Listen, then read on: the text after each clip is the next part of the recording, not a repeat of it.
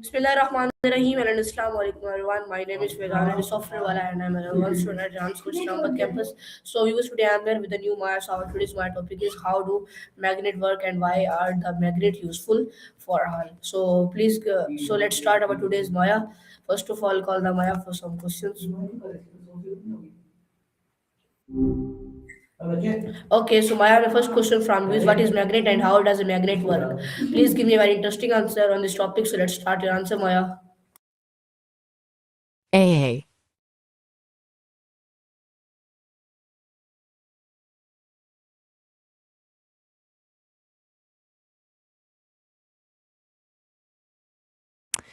So, magnets, right? They're kind of everywhere, but people don't think about them very much unless you're trying to stick something to the fridge.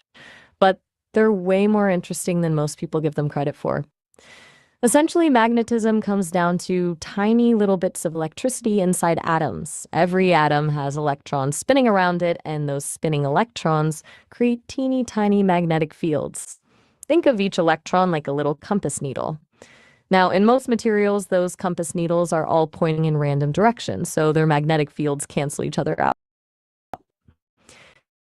But in certain iron, nickel, and cobalt, something kind of magical happens. These materials have a special structure at the atomic level that allows all those little electron magnets to line up, creating a much bigger organized magnetic field. That's when you get a magnet, basically a whole bunch of atomic magnets all pointing the same way. Pretty cool, right? That's why magnets attract other magnetic materials like iron filings jumping to stick to the magnet because their fields are interacting, trying to align with each other. It's like a whole bunch of tiny compass needles wanting to point north together. Does that make sense?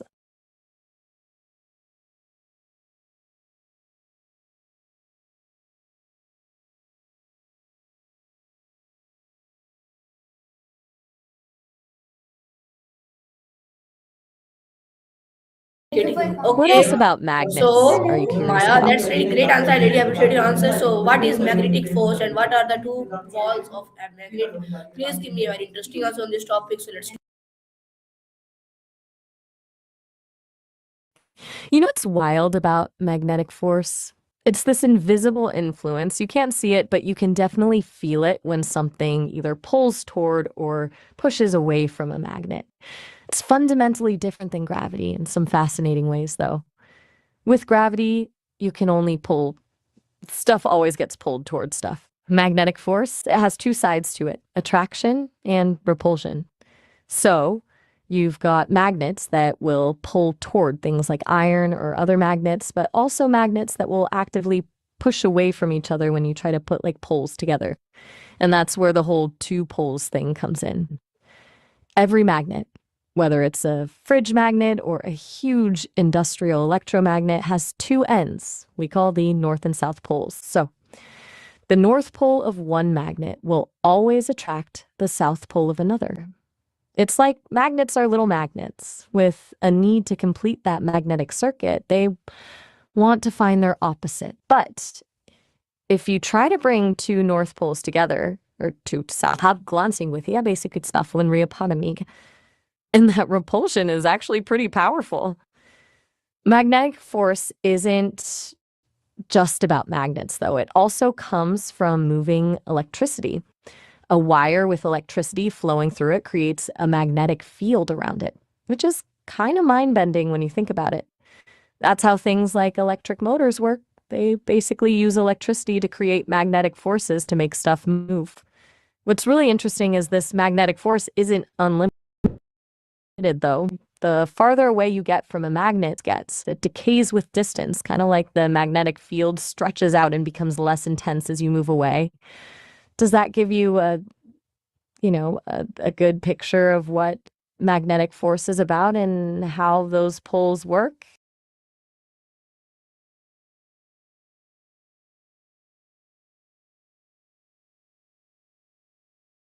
Really great answer. You give me a very interesting and very sciencefully answer. So, why do magnets attract some objects but not other? What happens when two north poles and brought together? So, please give me a very interesting answer on this topic. So, let's start your answer, Maya. I'm waiting for your interesting answer. You're asking some really good stuff here. So why do magnets pick up some things but not others? It all comes down to the material's atomic structure again. Remember how I said certain materials like iron, nickel, and cobalt have those electrons lined up to create a magnetic field? Those are called ferromagnetic materials, and they're naturally attracted to magnets because their own internal atomic magnets can align with the outside magnet's field. Things like aluminum, copper, or wood, their atomic structure doesn't have that lineup. The electron spins are random. Their individual magnetic effects cancel out, and they're basically magnetic strangers to other magnets. But get this, even materials that aren't ferromagnetic can be affected by magnetism in ways you might not expect. Like when you put a magnet near a piece of aluminum, it won't stick, but the aluminum does get what's called induced magnetism.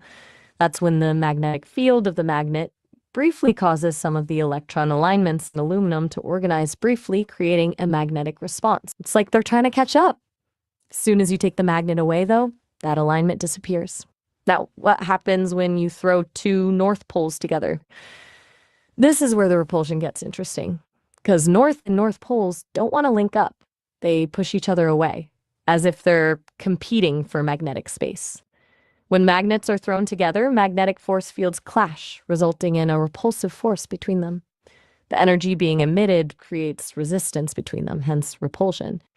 Essentially, magnetic force tries to push the magnetic poles away from each other because like poles repel. Pretty straightforward, right?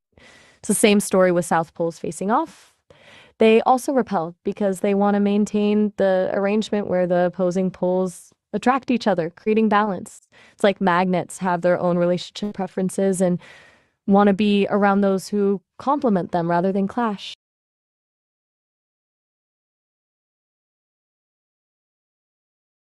Okay, so Maya, my next question from you is what happens when a North Pole and South Pole meet, and why do like poles repel each other? So please give me a very interesting answer and very clearly answer on this topic. So let's start your answer, Maya.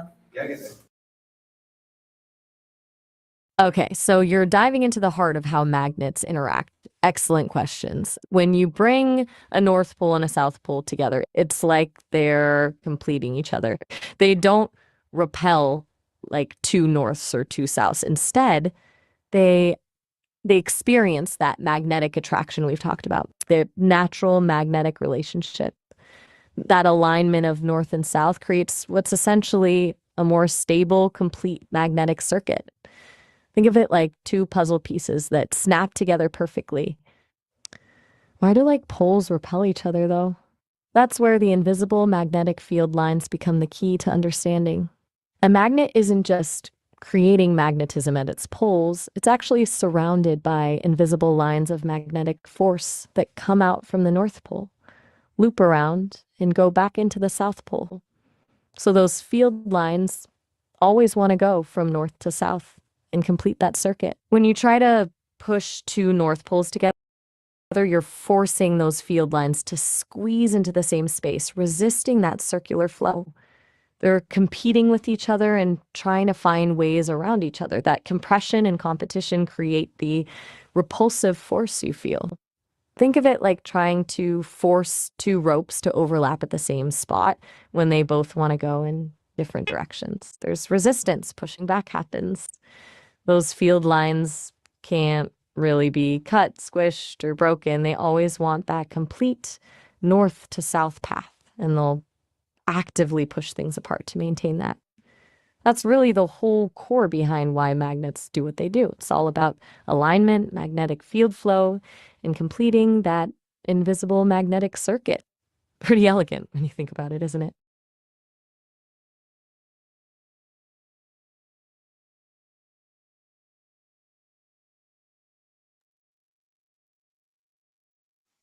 Are you still there? Just checking in.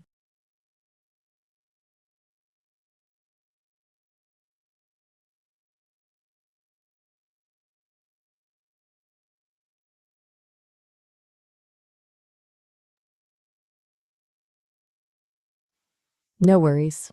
Just let me know if you want to continue talking about magnets or if you'd like to switch to something else entirely.